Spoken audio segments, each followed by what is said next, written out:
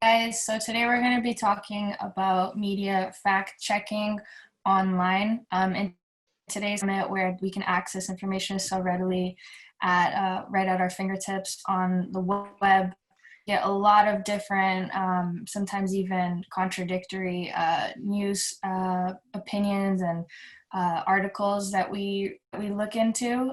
So we just want to help get you on a good foot so that you know how to fact check, how to recognize whatever biases we hold or who wrote the article, what biases they have. So that's basically what today's presentation is going to be about. And also, some of these topics may have a politically charged element to them, but right now we're just going to be focusing on facts, and facts are facts. They shouldn't be political. Whatever science tells us are facts. It's been proven. We do a lot of testing with scientific facts, so that's what we're talking about today. Facts. We're trying to stay away from politics, just to be respectful of all of the opinions that everyone else has on this chat. We want to stick to this presentation, and then when we break out in the breakout rooms, we can discuss kind of in between ourselves any questions, but still we're kind of trying to keep it away from politics, especially in today's day and age where everything's pretty charged. So as I was saying, the objectives for today are to help you learn how to fact check articles and news stories, how to determine whether these news sources and the authors who wrote them are biased, and to help show you tips on how to ensure that your own biases, your own algorithmic biases that are kind of trained to your profile, Facebook, based off of your past Google searches, that they don't block you seeing the whole story. And we'll get more in depth into this right now. This is kind of just a big picture. So some of the terms that we're going to be using today are fake news, algorithms, and bias. So for fake news, this term has become pretty popular in recent years, but it's not a new term. When we say fake news, what we're referring to is news that's deliberately spread false information or hoaxes. So this news, it's not talking about news that is biased in a certain direction, but it's just fake completely. There's no truth to the core of the story. Algorithms are based off of your social media and search engines, which use a lot of coding to help determine what you see online. So this kind of creates, like, if you want to think about a tunnel vision, whatever you've searched before, you're kind of just going down that path. It won't really show you what is outside of the range of what you've searched before. It's just showing you kind of what you've already looked into. And we can see the problem with that. It doesn't show you the whole picture, and it just basically kind of makes you into an expert on a certain topic, whether it's real or false or whatever, but you're not seeing the whole picture. And for bias, every person and every system has their own set of biases. So in this presentation, we're using the term to refer to someone who doesn't perceive anything without preference.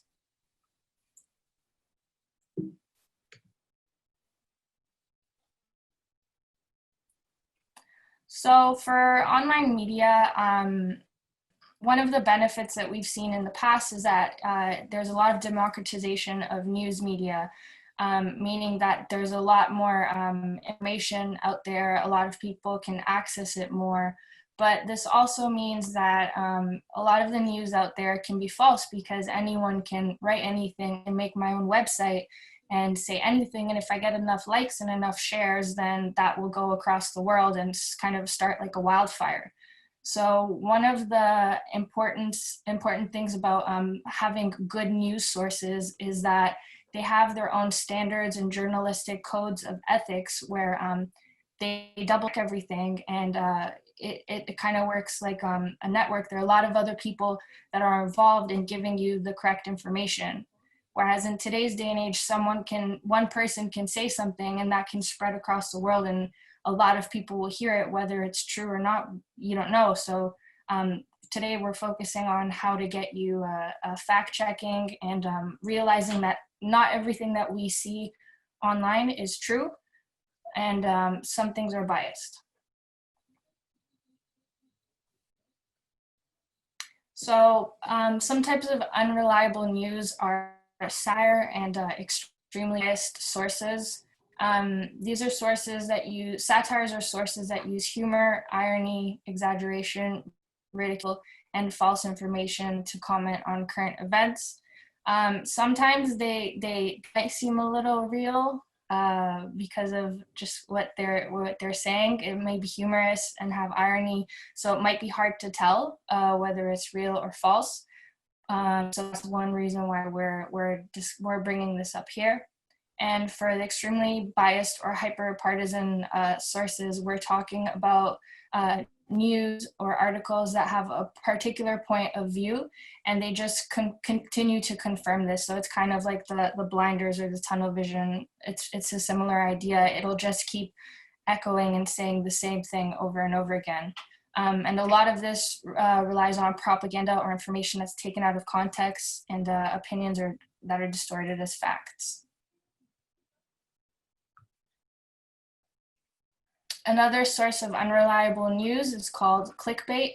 As the term references, clickbait is something that it's a headline, it's a really catchy title that will make you want to click on it.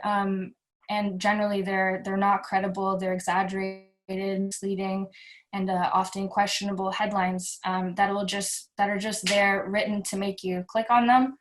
A lot of times we know that people get money from advertisements, so sometimes it'll make you want to keep opening up a new page and they'll get money off the advertisements. So that's what a clickbait type of news is. Then there are conspiracy theories, or what's also called junk science, which is sources that are well-known promoters and provide conspiracy theories. I'm sure in your lifetime you've heard of a conspiracy theory or not, whether the world is round or flat, who knows?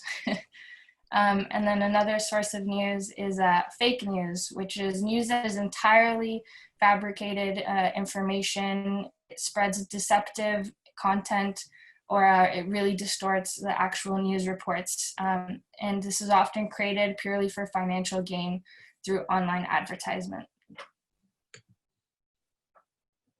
So when we are talking about what makes news sources reliable, a few of the important things are that it can't be verified. So there's no way to double check and somewhere else and see if this is true. It's just kind of like a statement or a story that there's no way to double check it. It just came from someone, and that's it.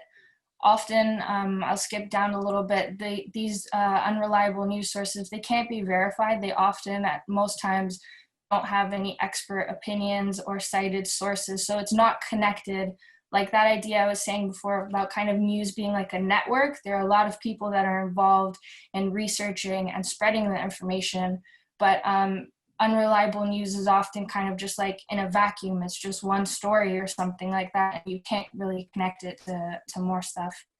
Unreliable news also appeals to emotion. It kind of gives you that wow factor. Like I don't believe that's possible. Like so-and-so did what, or that kind of a reaction. It plays with your emotions, in other words.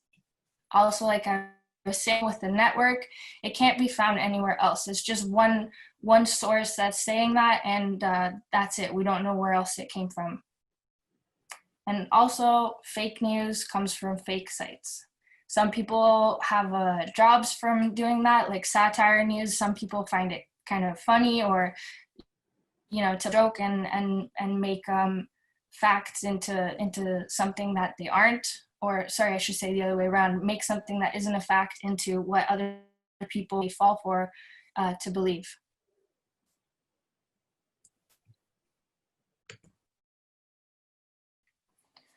So what makes news sources reliable? This is the heart of what we want to get to. It has a reputation. The publicators have a reputation, and they will generally share their story with a little bit of bias, but it's well respected.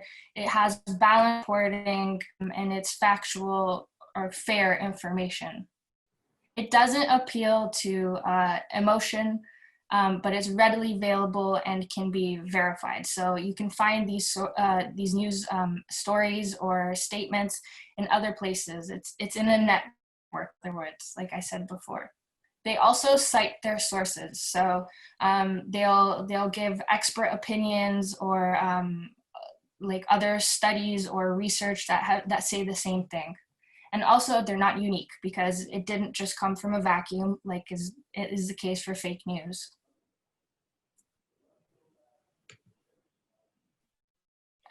So how do we find out if a source is unreliable? This is a great little picture. I'll just go through it. We need to first consider the source. Who did it come from? What's their mission? And what's their contact information? Can you look up who they are? Or is it just a website that someone's highlighted and that's all that you know about them? What else can you read in between the lines? Headlines can be outrageous in an effort to get clicks. What's the whole story? Then you want to check the author and see who they are, what their opinions are they credible, are they real? For support, you want to make sure that they have supporting sources. So they're citing other websites or citing other people's studies and research that has been done on the topic. You want to check the date. Reposting old news stories doesn't mean they're relevant to current events. And I see this a lot happening, especially today. A lot of things will get reposted from 10 years ago, and it might be a video that looks like it's relevant today, but it's really old stuff. That's thrown out of context. And is it a joke? If it doesn't seem like it's true, it could be satire. You want to research the site and author to be sure. You want to check your biases to see if your own beliefs and judgment affect how you're reading the story. And you also want to ask the experts. It could mean that you're getting in touch with a librarian, you're looking at a fact-checking website, or you're talking to other people who also know a bit about the subject.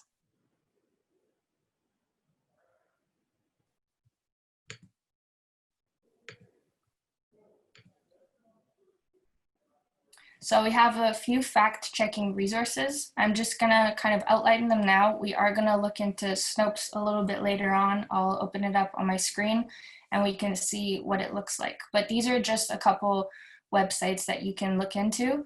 And as always, these sessions are recorded. So if you don't have a chance to write them down or open them up while we're doing this presentation, you can always check on our video later, and you'll have this information posted again. So Snopes is one fact-checking resource. It covers urban legends, news stories, and what are called memes. PolitiFact is another fact-checking source, which comes from Tampa Bay Times. And the Washington Post's fact checker, it says it provides one of the most trusted and bipartisan news sources on politics.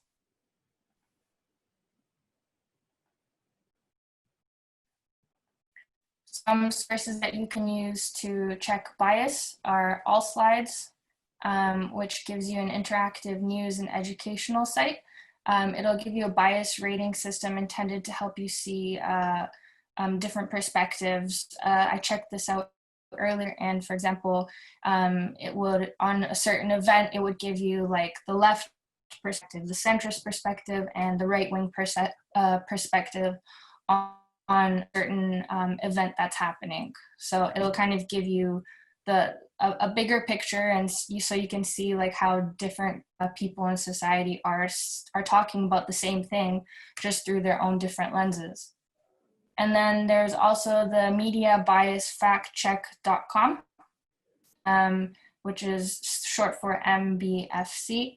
It's an independent online media outlet which is focused on educating the public on media bias and deceptive news practices.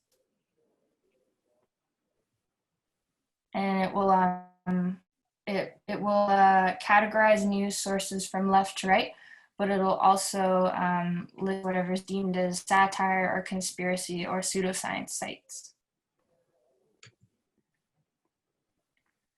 So maybe a lot of us have Facebook pages, and Google is the same. We'll get into that in a second. But we can sometimes refer to our social media feeds as an echo chamber, which means that if you, just like the word echo, if you're going to say something in a cave, that just getting repeated. So it's kind of the same thing like I was saying earlier about the tunnel or the, having the blinders on. What you looked into once is gonna kind of keep showing you that, because different algorithms that are used on social media sites such as Facebook, Instagram, or Twitter, they'll learn what you like to share, what you like to read, and then they'll still show you kind of like that kind of content.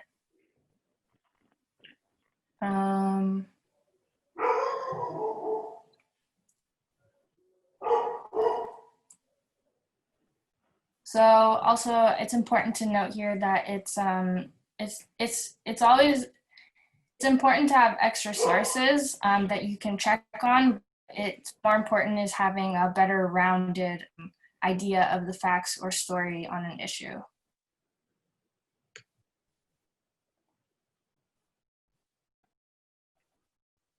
So now we want to talk a little bit about the policies and practices of social media sites on facts and news. So even though some social media sites, try to provide assistance to their users who want to double check the accuracy of the posts of other people, such as those on Twitter or Snapchat, others, such as Facebook and Instagram, don't really have any measures in place to protect people against false information. So this is like I was saying before, one person can say something and it gets shared around the world. And if Facebook and Instagram don't have any policies or practices to block that out, it kind of spreads like a wildfire. And as I mentioned a little bit earlier, similar to our echo chamber with Facebook, Google learns what you've searched in the past and what things you're interested in, and it kind of keeps showing you similar things based off that idea. So if I search up a term on my Google account and Macaulay searches up a term on Google on her account, it would show us results in a different order based off of what she searched previously and what I've searched previously, even though we typed in the exact same thing at the exact same moment. So basically, the search engine just gives you the results that you want to see based off of algorithms, the coding that they're doing behind the scenes. But the way that we all type things can also impact what we see. So it's important to consider biases in our search terms, such as you can say the same thing in like a million different ways. So the way that you're wording your searches will also change your results. So earlier we mentioned clickbait. And as we said, it's a content whose main purpose is to attract your attention and to encourage people to click on a link for a particular website page. As we all know, you can't judge a book by its title, so you can't judge an article by its title either. And when you click on something, before you click on something, I should say, kind of maybe take a second to pause and think, well, does this kind of sound like junk? Because a lot of titles will say something crazy and then you open it up and it's like, it's nothing to do with what they were claiming, or it's not even close to what they were saying the article was about. So even though it's becoming increasingly common, it's something that we should be aware of, because as I mentioned before, a lot of people will get, a lot of websites will get more money off of advertising. You open a page and new advertisements are loaded.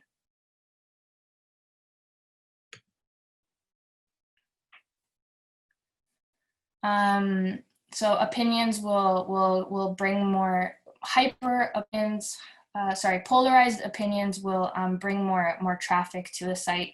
sometimes when authors of articles or pages kind of put out their an article or a subject that's a little bit more controversial, it will bring more traffic to their website. So again, they'll get more money off of writing story like that.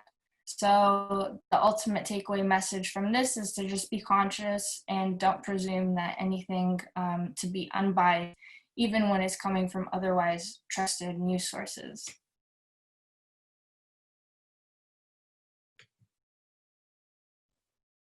Another way that you can double check the credibility of is to check the URL. Even sometimes if you're on a trusted news site, it's been the case where sites pose as other sites to post information. This can just be like an extra letter or an extra symbol that's put in URL that will completely change what you're seeing. It can pretend to be CNN or NBC or Fox or whoever, but it's really another website, completely different. So you want to double check the URLs just to make sure that what you want to be reading is actually what page you're on. So if you're reading an article and you have a link that comes up and you're reading it, I should stress this, you're reading it on a safe site, a site that you know to be true and the one that you're looking for.